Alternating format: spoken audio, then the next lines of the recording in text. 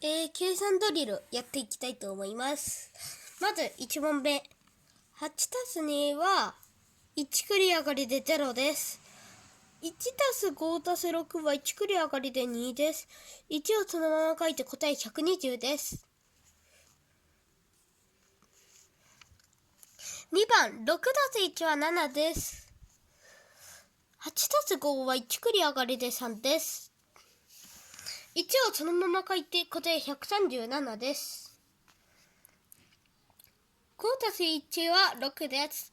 6たす5は1繰り上がりで1です。1をそのまま書いて答え116です。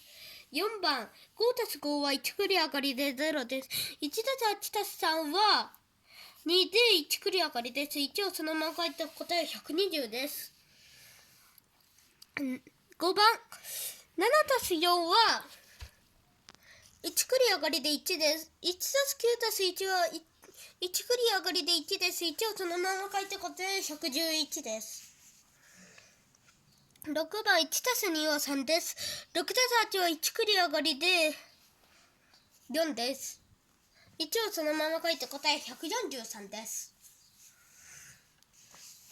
7番、5たす2は7です。3たす7は1繰り上がりで0です。1をそのまま書いて答え107です。8番、5たす3は8です。5たす7は1繰り上がりで2です。1をそのまま書いて答え128です。答え10番、7たす1は8です。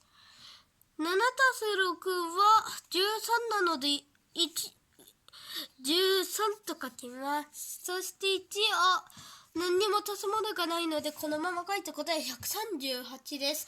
この9番。9番忘れてた。3たす1は4です。7たす5は1繰り上がりで2です。1をそのまま書いて答え124です。この動画面白かったらよければグッドボタン、チャンネル登録もよろしくお願いします。ご視聴ありがとうございました。バイバイ。